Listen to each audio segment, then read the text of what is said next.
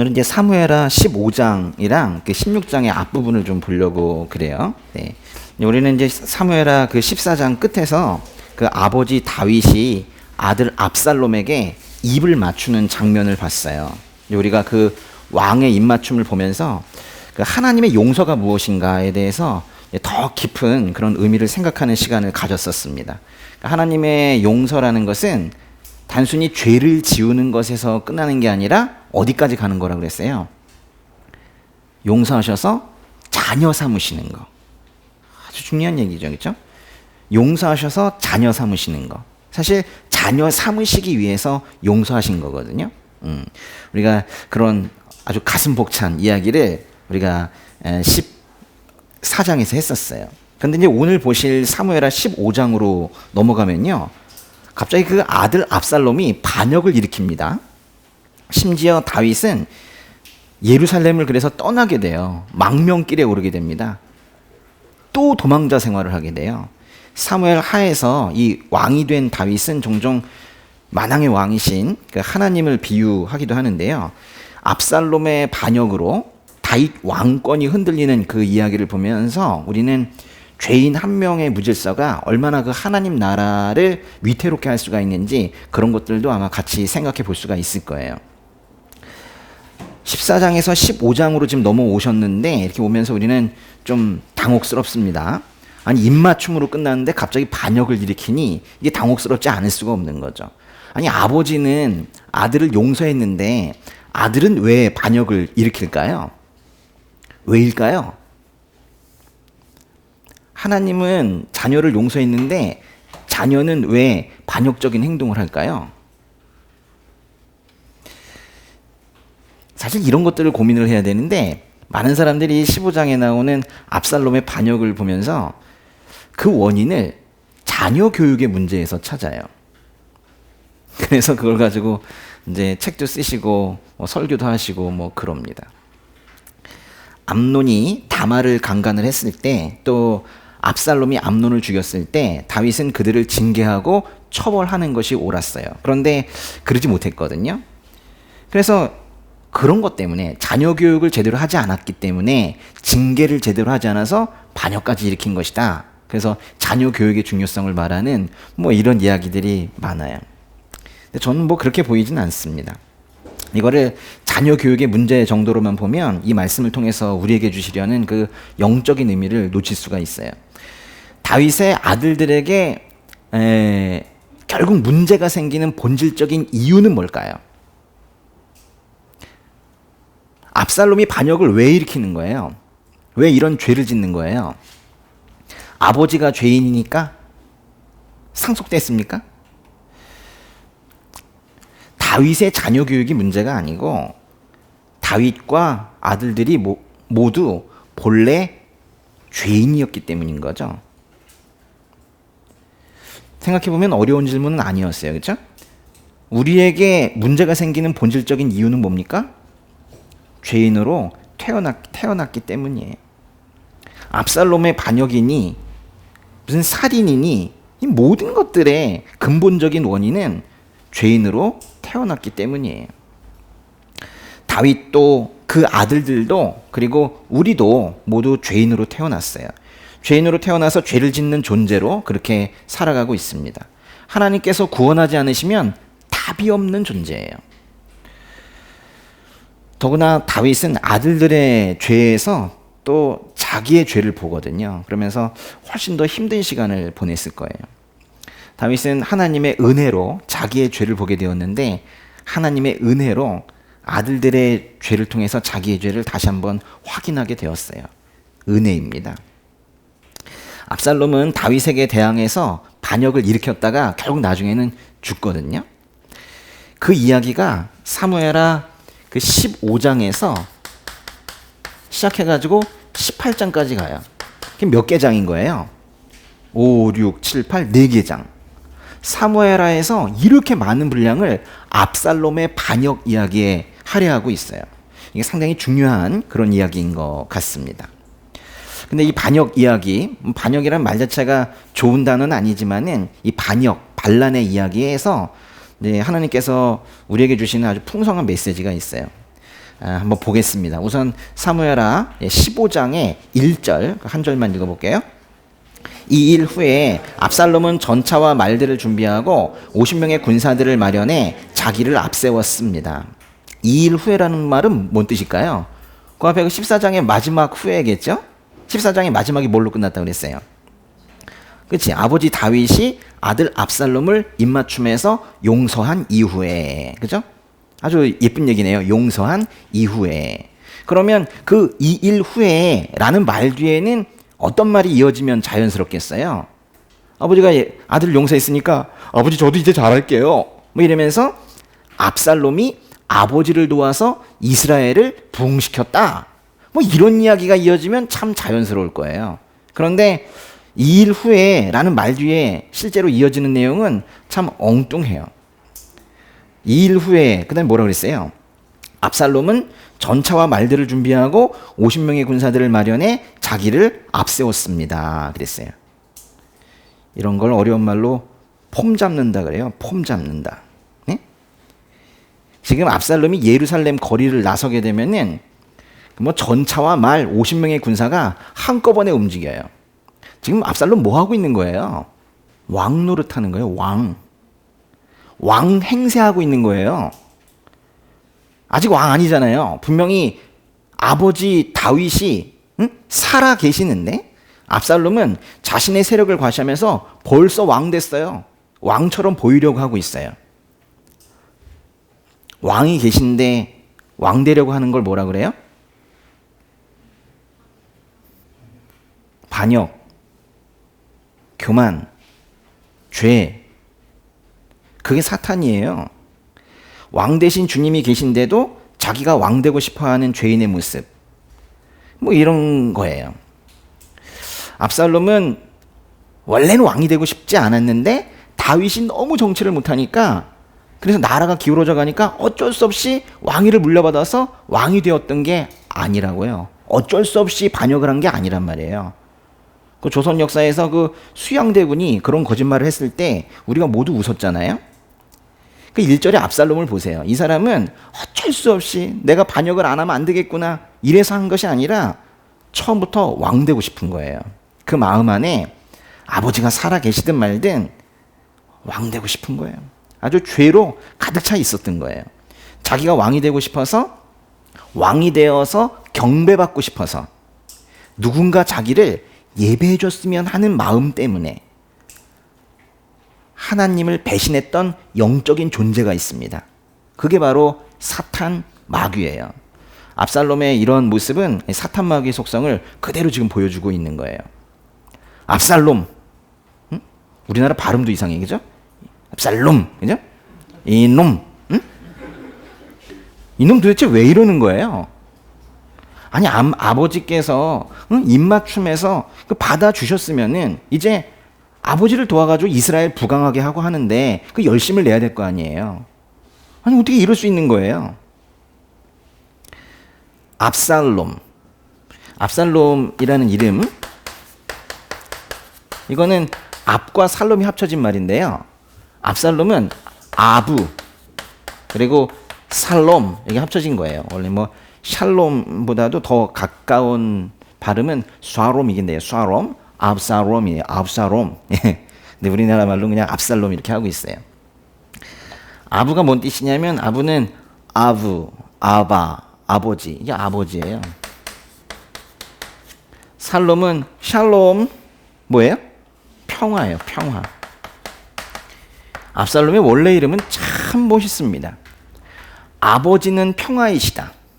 또는 뭐 아버지의 평화 뭐 이렇게 번역이 돼요. 아버지는 평화이시다. 아버지의 평화. 자기의 이름에 아버지도 들어가 있고 평화도 들어가 있어요. 그런데 압살롬의 앞으로 행동을 보면 아버지의 평화와는 너무나도 다른 길을 가게 돼요. 오히려 아부의 살롬을 아버지의 평화를 깨뜨리는 그런 존재가 되죠. 사무엘하 15장에 2절부터 6절까지 읽어볼게요. 그는 일찍 일어나 성문 쪽으로 향한 길가에 섰습니다. 누구든 판결을 받으려고 왕 앞에 상소문을 들고 오면 압살롬이 그 사람을 불러 말했습니다.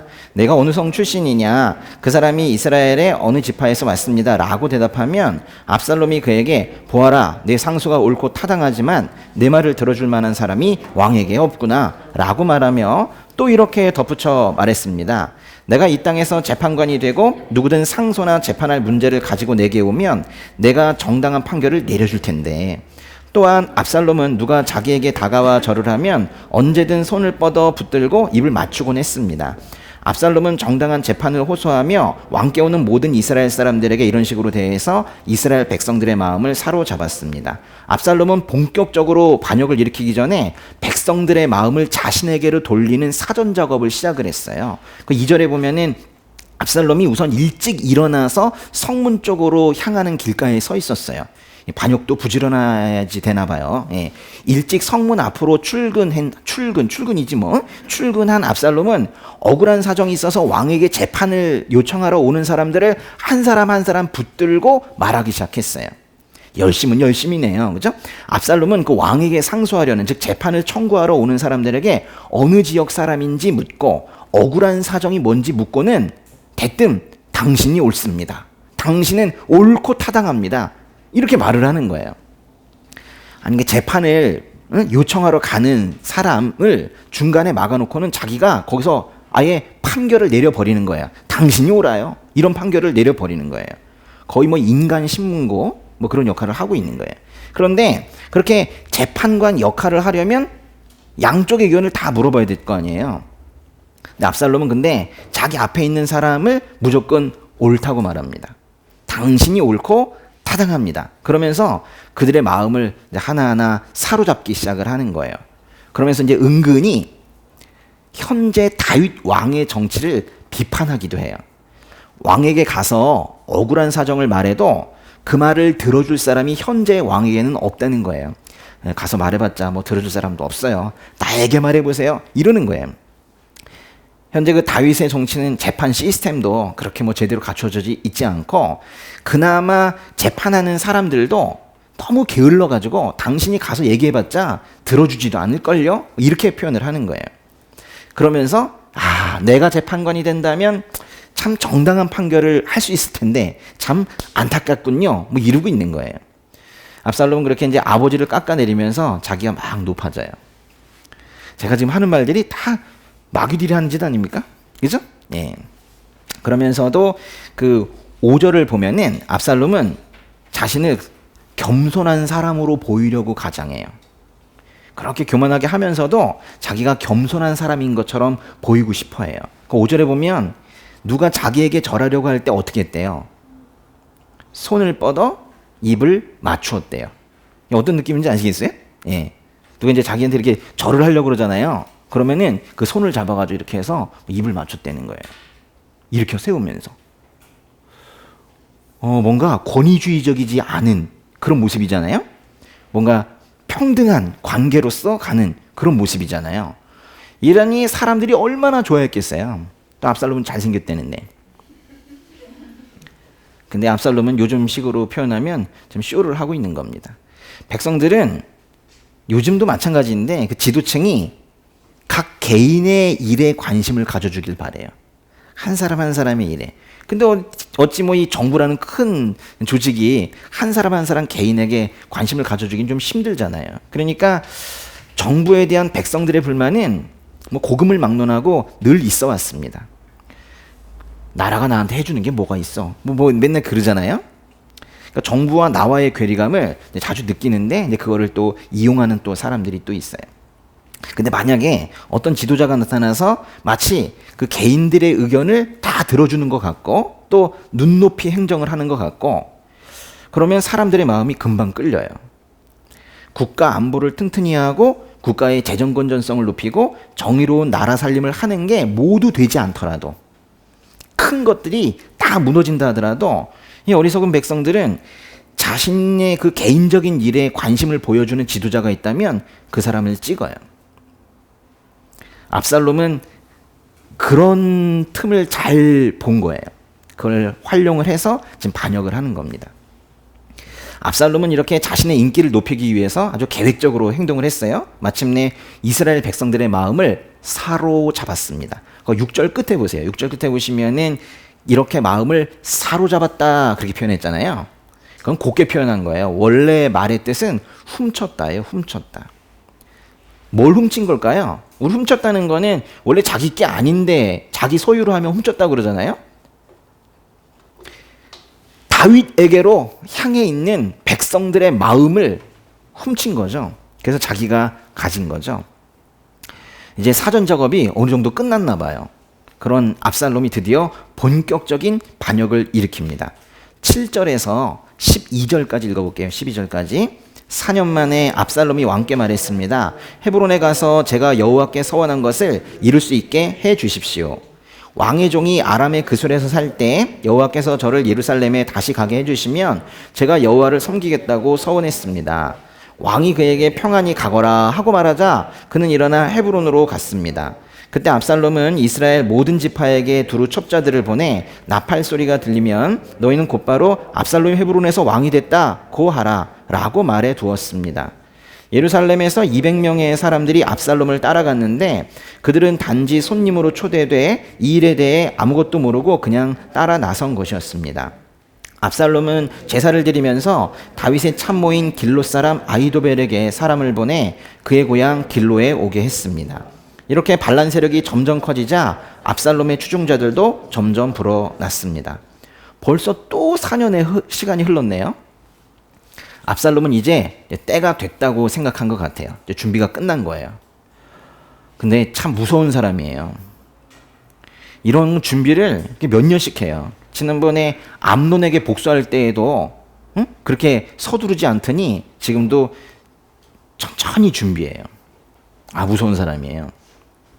4년 만에 반역의 준비를 마쳤습니다. 반역의 준비를 마쳤다는 건 웬만한 사람들을 자기 편으로 만들었다는 거예요.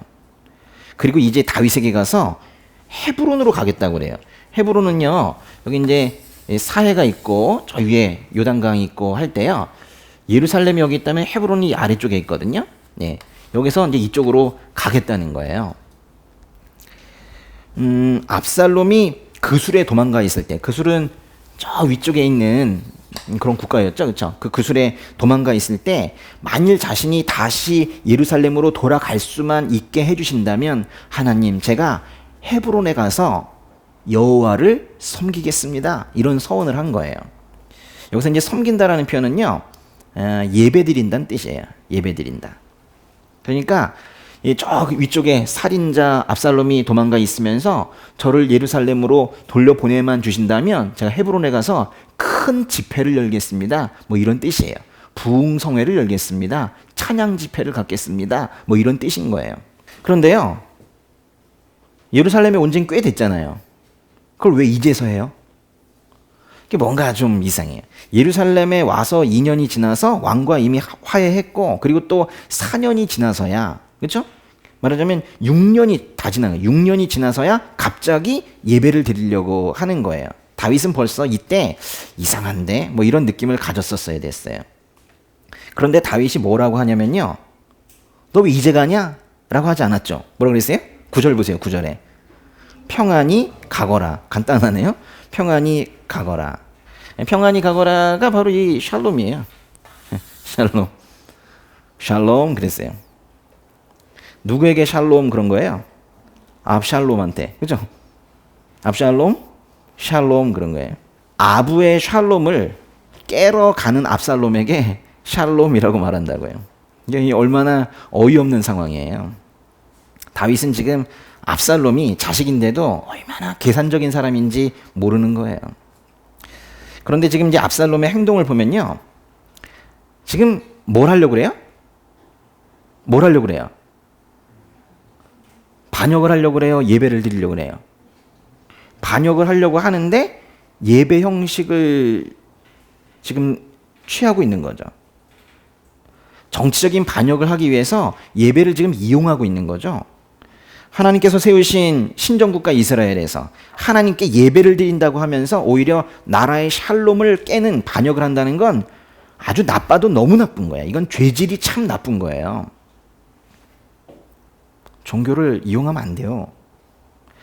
하나님께서 결코 기뻐하지 않으실 그런 일을 지금 압살롬이 하고 있는 거예요. 그런데 왜 하필 헤브론으로 갔을까요? 뭐 예루살렘이야 다윗이 꽉 잡고 있으니까 거기서 반영 일으키긴 쉽지 않았을 텐데 그 많은 곳 중에서 왜 헤브론이었을까요? 헤브론은 아주 옛날부터 거기에 제사 지내는 곳, 예배당이 있었어요.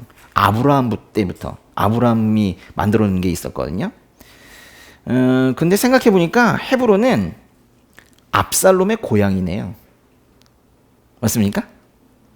우리 사무엘하 3장에 가보면은 그 다윗이 헤브론에서 낳은 아들들 이야기가 초반에 나오는데 거기에 압살롬이 있잖아요. 사실 헤브론은 압살롬의 고향이에요. 그러니까 압살롬에게 좀 친숙한 그런 공간이기도 합니다.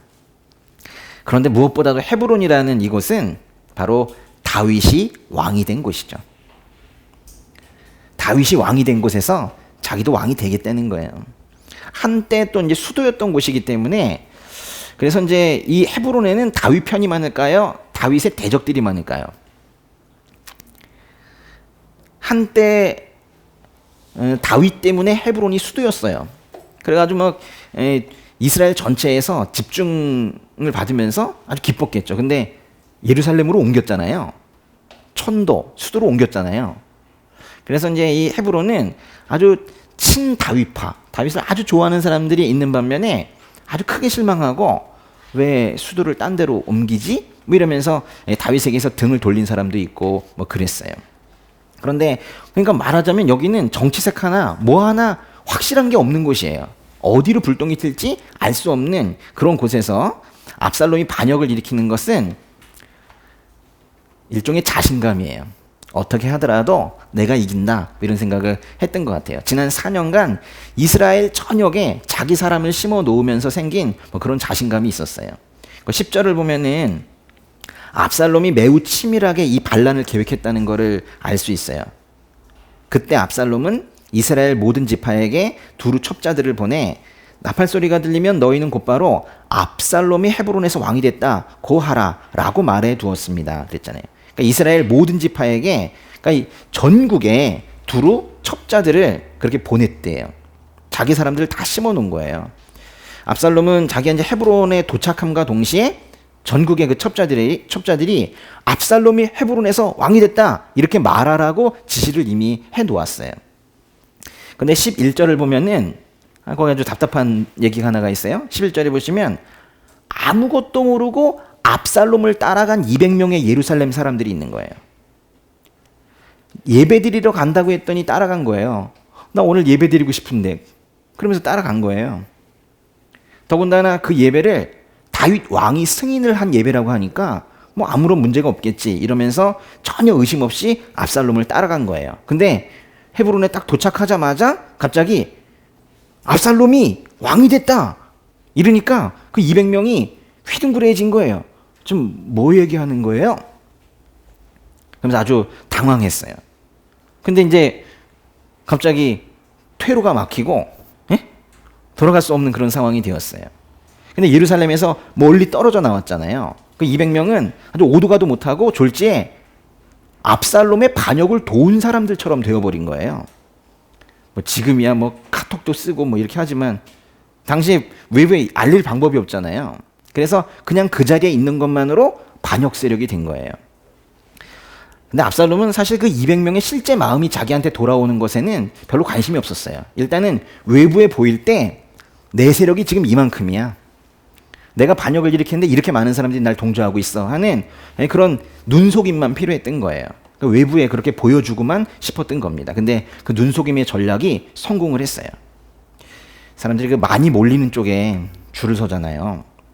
압살롬에게 힘이 있다라는 그런 여론을 만들어낸 거예요. 그리고 12절을 보면은 압살롬은 또 아이도벨이라는 사람도 데려가는데 이 사람이 참 문제예요. 이 사람은 다윗의 참모거든요. 다윗의 전략가였다고요. 다윗이 늘 고문으로 삼고 들었던 뭐 그런 사람이에요. 그러니까 아이도벨은 다윗에게는 여러분 제갈공명이라고 합니까? 제갈공명 같은 그런 사람이었었어요. 이 압살롬이 아이도벨을 근데 자기 사람으로 만든 거예요. 다윗에게 정말 중요한 사람을 데려간 거예요. 아주 상당히 고위직이었을 거예요. 근데 이 아이도벨이라는 사람이 압살롬 편이 됐다는 이 소문을 들은 이스라엘의 많은 기회주의자들이 압살롬에게로 돌아섰습니다. 근데 거기 이해하기가 좀 어려운 구절이 하나가 있어요. 그 12절 첫 부분인데요. 뭐라고 하고 있어요? 압살롬은 제사를 드리면서 그랬어요. 이게 뭔 뜻이에요? 성경 번역 중에는 이 제사를 드리는 주체를 아이도벨로 번역하는 경우도 있어요. 그러니까 아이도벨이 고향 길로에서 제사를 드리고 있는데 압살롬이 불렀다. 또는 제사 드리는 그런 일을 하고 있는데 그런 일을 맡고 있는 사람인데 압살롬이 불렀다. 뭐 이렇게 이제 번역을 하기도 하고 그래요. 그런데 대부분의 성경 번역은 우리말 성경처럼 압살롬이 제사를 드리는 것으로 번역을 합니다. 그게 맞을 거예요. 압살롬이 제사를 드린다는 건 뭐냐면요. 정말 제사 드리고 싶었던 건 아닌 거예요. 그러니까 자기가 왕이 되었다라는 사실을 공포하는 그런 형식으로 제사를 드린 거예요. 하나님께 드리는 제사를 자기가 왕 됐다라는 걸 선포하는 자리로 악용한 거예요. 자기가 왕이 되었다 이제 이렇게 선언을 하는데 한 나라의 왕이 두 명이 될 수는 없잖아요. 그렇기 때문에 이 제사는 자기가 왕이다라고 말함과 동시에 아버지를 부인하는 다윗 왕을 부인하는 그런 의식이기도 했던 거예요. 압살롬은 자신이 왕이 됐다는 걸 선언하기 위해서 제사 형식을 취한 건데 이건 분명히 하나님께도 모욕적인 것입니다. 이런 인생은 그 끝이 좋지 않습니다. 12절 끝에서 그 사무엘서의 저자가 이렇게 말을 해요. 이렇게 반란 세력이 점점 커지자 압살롬의 추종자들도 점점 불어났습니다. 성경은 확실하게 이 압살롬의 이 도전을 반란이라고 불러요. 반란 또는 반역. 예, 히브리어로 캐세르라고 하는데 반역이라고 확실하게 말한다고요.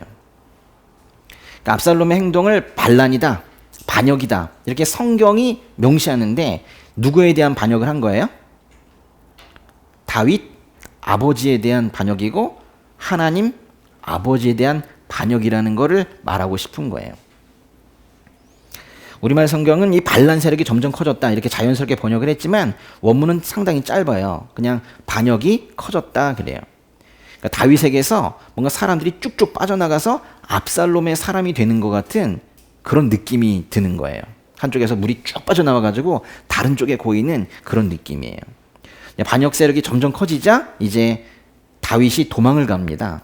우선 13절에서 16절까지 읽어볼게요. 시므론군이 와서 다윗에게 말했습니다. 이스라엘의 인심이 압살롬에게로 돌아섰습니다. 그러자 다윗이 그와 함께 예루살렘에 있던 모든 신하들에게 말했습니다. 여기서 도망가야겠다. 그렇지 않으면 우리 가운데 어느 누구도 압살롬에게서 살아남을 수 없을 것이다. 지금 당장 떠나자. 그 아이가 조만간 우리를 쳐서 해치고 칼로 성을 칠까 두렵구나.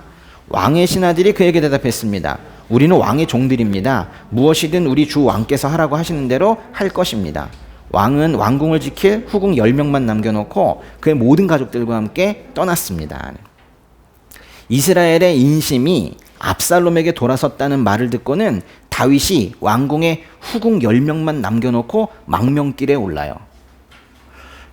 이 흐름에 대해서 어떻게 생각하세요? 흐름이 자연스러운가요? 아니 사람들의 마음이 압살롬에게 넘어갔다는 말을 듣자마자 도망가야겠다. 지금 당장 떠나자. 뭐 이래요.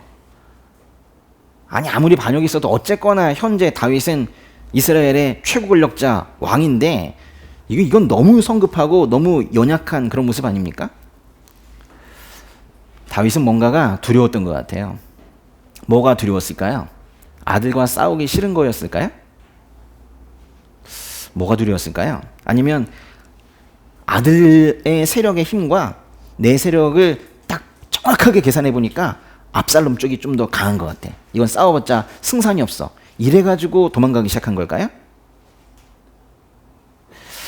아마도 다윗은 이전에 밧세바와의 간음 이후에 하나님께서 그 나단 예언자를 통해서 전달하셨던 그 예언, 지금 이 다윗의 집에 큰 어려움이 생길 것이라는 그 예언이 지금 이루어지고 있구나라고 생각을 한 것 같아요.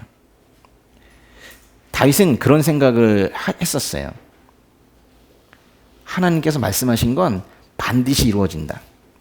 그렇기 때문에 이게 만약에 압살롬의 반역이 하나님께서 하신 일이라면 자신이 아무리 발버둥을 쳐도 별 소용이 없다라고 이제 생각을 한 거예요. 그래서 이렇게 도망을 가기 시작을 했습니다. 많은 사람들이 다윗을 따라서 망명길에 올랐어요. 17절에서 23절까지 읽어볼게요.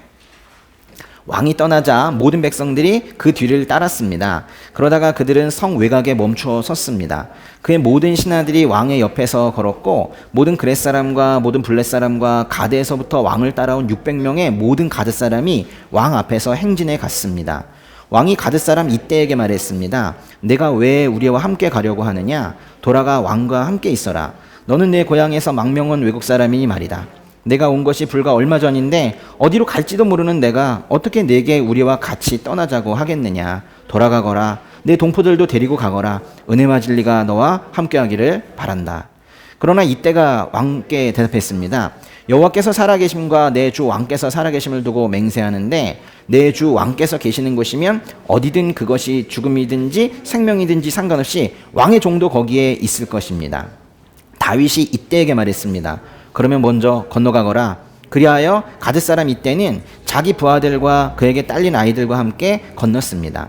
온 백성들이 지나갈 때 나라 모든 백성들이 큰 소리로 울었습니다. 왕은 기드론 골짜기를 먼저 건넜고 온 백성들은 광야길을 향해 나아갔습니다. 요 지금 읽으신 부분을 이해하시려면 그 예루살렘의 지형을 조금 아셔야 돼요. 예루살렘이 이렇게 있어요. 예루살렘 옆에서 본 겁니다. 여기에 다윗 성도 있고 뭐 그렇게 하겠죠. 예루살렘 성이 있어요. 예루살렘. 근데 예루살렘 성이 이제 끝나는 부분에 이렇게 깊은 골짜기가 있어요. 아주 깊어요.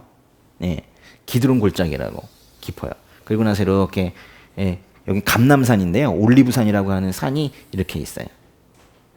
지금 여기에서 다윗이 예루살렘 성을 지금 벗어나서 성이 만약에 이만큼 있다면은 그 성이 끝나는 부분 있잖아요. 이쯤 와가지고 이제 예루살렘 성을 완전히 벗어나는 어느 지점에서 지금 몇 명 나를 따르고 있는지 뭐 이런 것들을 점검을 할 필요가 있는 거예요.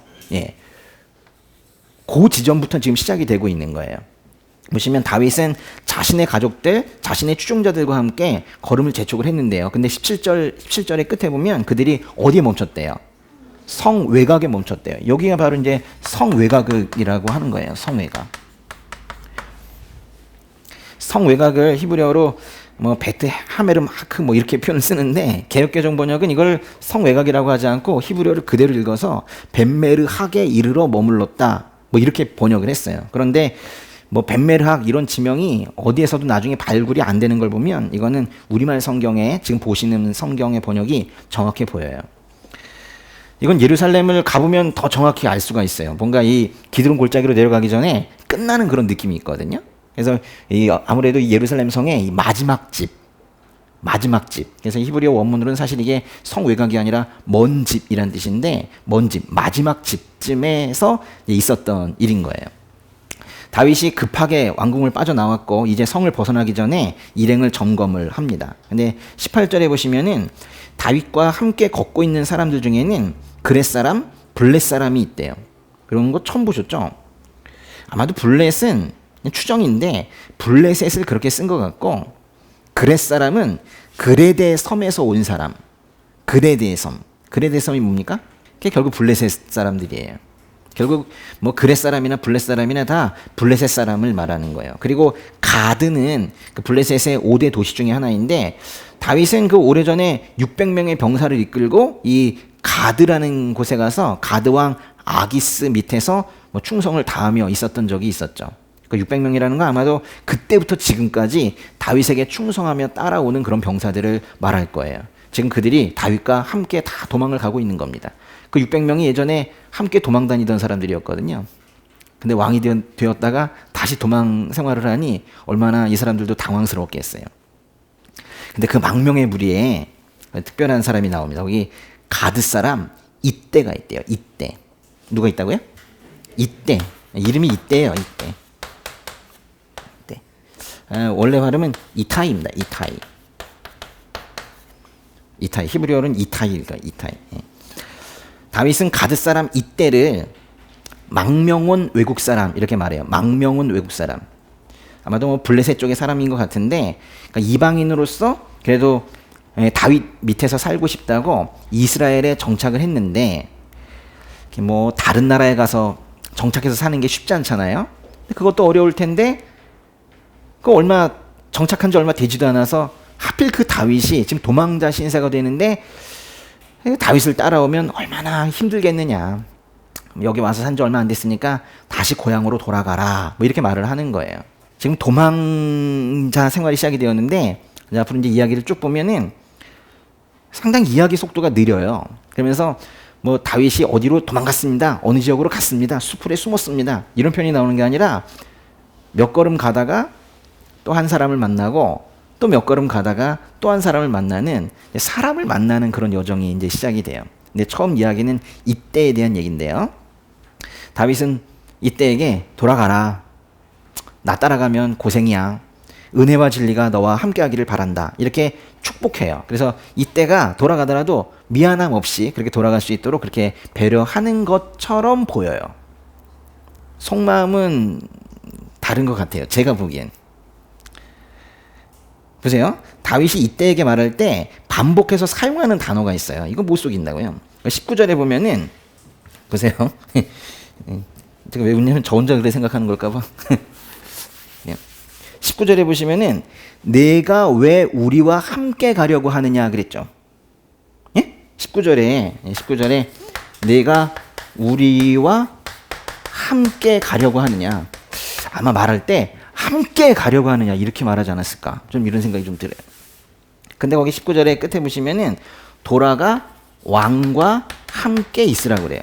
이 왕은 다윗은 아니죠. 그렇죠? 왕과 함께 있으라고 그래요. 또 20절에 가보면 그 축복을 하면서 은혜와 진리가 너와 함께하기를 빈다고 축복을 해요. 이건 20절에 나오죠. 보세요. 함께란 단어를 아주 자주 써요. 함께. 그런데 여기 이제 19절에서 함께 두 번 나왔고 20절에 함께 나왔는데, 제가 여기다 이제 번호를 붙여볼게요. 1번, 2번, 3번.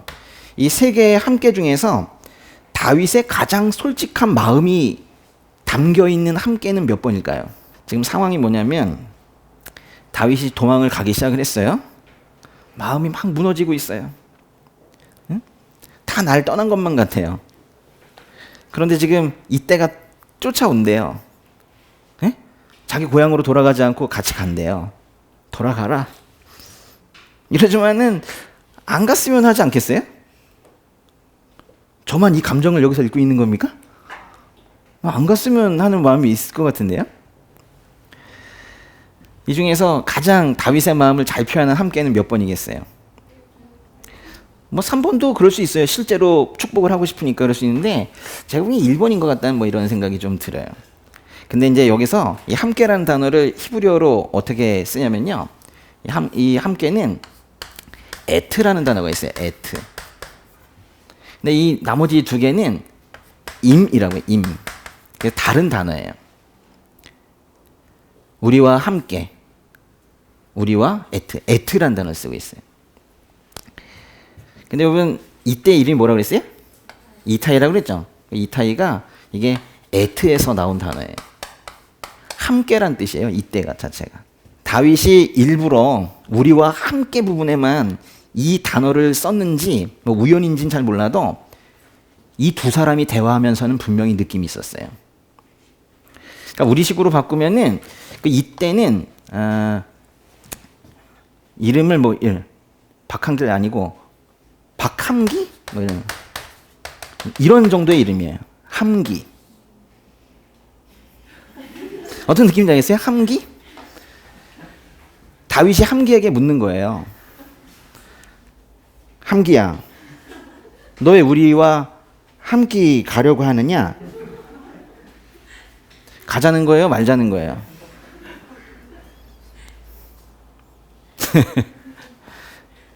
이 사람들 입장에선 그런 느낌이 있는 거예요.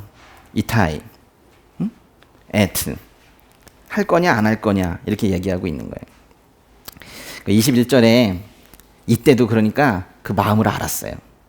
그래서 뭐라 그러냐면 여호와께서 살아계심과 내 주 왕께서 이제 살아계심을 두고 맹세하는데 내 주 왕께서 계시는 곳이면 어디든 그것이 죽음이든지 생명이든지 상관없이 왕의 종도 거기에 있을 것입니다. 그러잖아요.